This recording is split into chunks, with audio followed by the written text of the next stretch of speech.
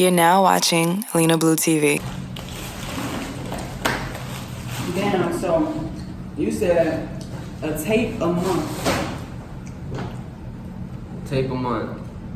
Yeah, I had to do a tape a month. That was back in 2018 because I was feeling a little inexperienced because I started a little bit late on the music shit. I was a listener first. So I started doing a tape a month to kind of excel everything. I had a different idea for every tape. So that's what I did. Just kept it pushing. And thanks to my niggas, Motion Mixtapes, Young Zo Beats, Shop by CKP, the homies, they all put they work into to make it happen. Damn, so when did you start doing music? I started doing music 2020. I started doing music in 2016 in September. Yeah. That's my birthday, September. Oh, that's crazy. Yeah, around September like 15th or 9th, somewhere in between 9th and 15th, I was in the studio for the first time. How did you start? Like, what sparked your interest? Like I was saying before, like I've always been a listener, so I've always like listened to artists before they blew up. Like I was listening to Kendrick Lamar in 2012 before a bunch of people knew about him, and so on and so forth, a bunch of artists. So first I was a listener, then I was just riding one day and this whole idea of a tape, the concept just hit me. I mean, it was Steak Plantains was the tape. Yeah, that was my first tape. And the concept behind it was I'm a Dominican artist, so Steak Plantains is like a cultural stamp for us. So I was taking all the legendary Spanish artists, and I was kind of just taking their beats and then put it into a mixtape type shit. What artists did you use? Big Pun, Fat Joe, SPM, Cypress Hill, Noriega.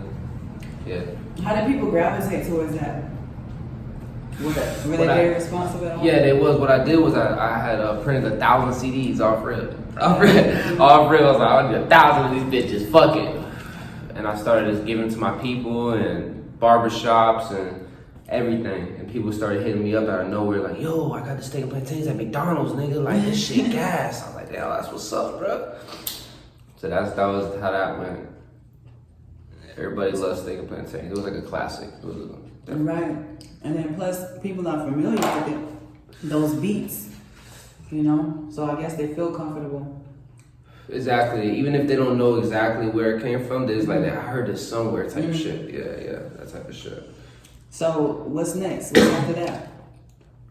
So next up, I got some big features on my next tape, In the Vault. I've been sitting on it for a long time, hence the name In the Vault. So it's been in the vault. Now, I mean, the beats on there were in the producer Young Zo Beats, they were in his vault because they old beats. Right. So that the whole name came from, he was showing me some beats, he's like, yo, we in the vault right now. Like, this is the old shit, that's 3 years ago. Yeah. So when he said that, I was just like, okay. He gave me them, I was like, this is the tape, fuck it. So that's how that came about, and that's what's on the way. So tell me how the bank intertwines with that whole idea, the vault. The bank vault is kind of like intertwines, kind of like the industry or like the government. The bank is what's like kind of owning everything. So it's kind of like taken back. And then this is a metaphor for music too. Like I feel like the culture's lost through like, you know, executives and all this big money people that are owning a lot of the culture. It's lost in that. So it's like the vault is that, like hip hop. So it's like, I'm in the vault, I'm coming to take this shit back. I'm breaking down breaking down the walls to come take this shit. So I'm interested to know what type of music or how the sound will be because of that concept. So what would you say? I would say, how are you gonna take back the hip hop game? Well, that's a very bold statement. Exactly, it is. Well, I feel like the music just sonically, with just the sound of it, is like a mafia, 1940s sound, or like real instruments, real jazzy type vibes. So that's the music of it.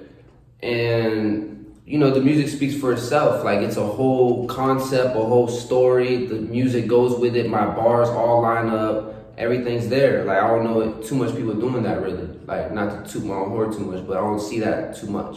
Mm-hmm. So I feel like it's something the game needs. Mm-hmm. So what makes your music stand out is the depth of it. Yeah. Right.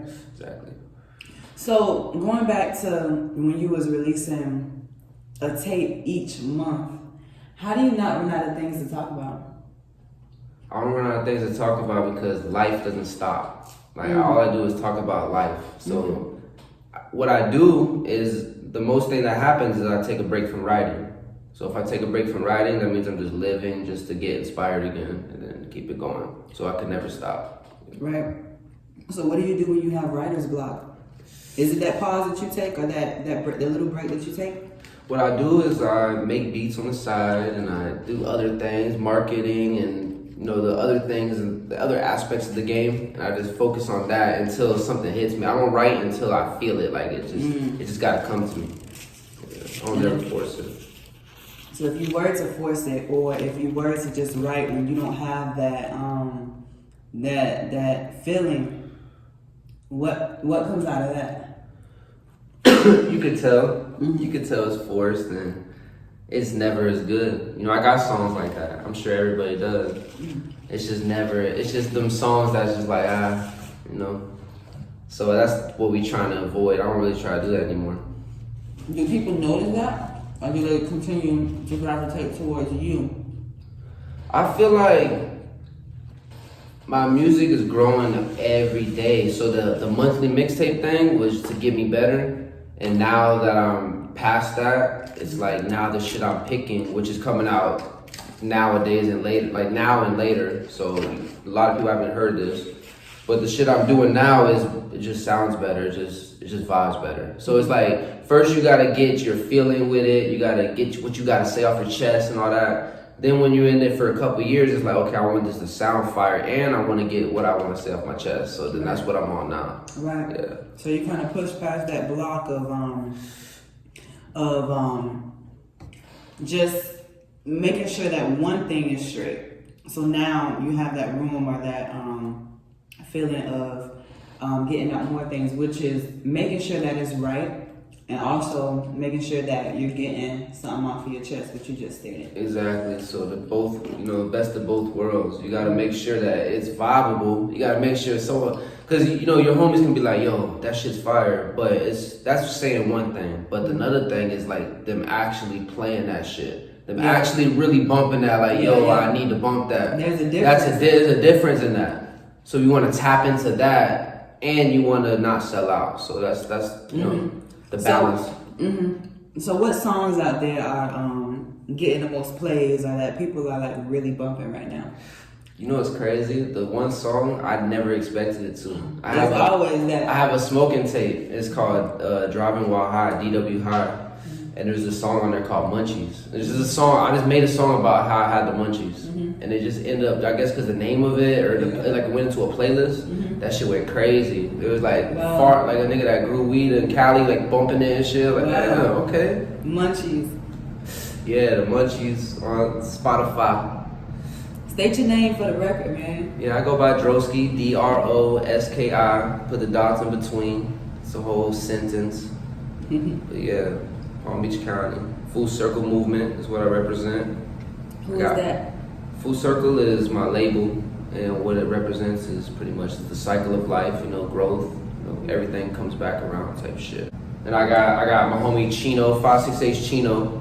Yeah, that's one of the artists. That name sounds familiar. Well, yeah, he a legend. He a legend low key, but he never been out like digitally. He was before the whole digital game, so he was hit the streets with it. Yeah, he hit the streets with it, been to that. So now I'm trying to just kind of get us all pushed because it's talent. We just gotta be heard. That's pretty much. So what's your marketing strategy to get yourself known? My marketing strategy is, for one thing, like in the vault, I got Fiend from No Limit or Jet Life with Currency in them. I got Fiend on that new album in the vault, and I got other underground artists as well. So that's pretty much what one strategy is, just to kind of merge the underground or the independent artists with some bigger names and try to make something shake with that. That's dope, man. That's I feel like sometimes paying for promo, that's a form of promo, is getting the feature. You pay someone $1,000, $1,500, whatever they asking for, it's worth it. You put that on Spotify, it's gonna do some streams, it's gonna make you some money back, and it's just that's how you climb. That's how I learned. That's how I heard about a lot of artists from other people, from other artists. I was listening to him. I heard a feature. Oh, that nigga hard. Right. So what do you have out right now? What's your latest project? Right now, it's a project called 3P, which is a Michael Jordan type of vibe. So it's like Michael Jordan did the 3P, the finals championship 3 years in a row. So I got the 3P out with 3 songs on it. Poppy Carter produced it, my homie. Yeah. So where is he out of? Where is he from? Big Poppy Carter's from Broward. Yeah, I used to throw shows down in Miami, and he was an artist. He performed over there before. Right. Then he started making beats. He started focusing on his beats. Right. And he would hit me up like, yo, you gotta my beats, bro. Yeah. So like a few months went in, and he kept telling me it, and I checked him out, and dude was cold. So I just did a whole little tape with him. Right. Yeah. So what are the names of those tracks? We got the actual song 3P is the first song. Then Flu Game featuring Vandam Body Slam. Yeah. Palm Beach legend. So 3P, Flu Game, and Cement Threes. Yeah. So Cement Threes. Yeah. Wow. So how was that linking up with Vandam Body Slam? Like, you just hit him up, or what? What happened? How did that go? Well, yeah, I hit him up a few years, 2 or 3 years ago. 2 or 3 years ago, I hit him up, and he hit me right back, and then we linked in the studio. It was on my project Feels Good. This was my 12 mixtape spurt. Right. Yeah, it was the second mixtape. So I hit him up back in 2018, linked with him, and then like we just clicked up. Right. I kind of brought the old him out of him, so he's been snapping ever since. So yeah, he been snapping. Don't get me wrong, but when he get on my track, we just be going crazy though. We going crazy. I'm curious to know to see how that sounds. Oh yeah, it's crazy. So yeah, Flu Game featuring Vandam Body Slam. That's everywhere. Spotify, iTunes, all that. And Cement Threes. The whole 3P is everywhere. Right. I'll be dropping more soon. In the Vault coming. So yeah, that's the how vault. we go. The Vault. So when are you planning to drop that? In the Vault's next month. August 20 something. Right. August 20 something. So how are you gonna go about distributing this? And let people know. I'm finna just kind of do how I do it, just push it on Instagram. We're gonna put it on Spinrilla, might be on a little front page of Spinrilla, and just keep it moving. We got Fiend on there, we got Cool People, we got Lord Ausar, we got Chino, we got, that's who we got. Yeah. That's dope, man. Yeah. So, man, where do you go from here after dropping this? We just keep going. We just keep going, keep dropping, keep moving, keep working, keep doing shows, and maybe pop up with a studio, maybe a clothing line, just stay on the looks. And shout out Nervous Wreck too, with that fly little gear too. Yeah. Shout out Q, man. But yeah, 100. Where can everybody find you? You can find me Instagram is where I mainly be at.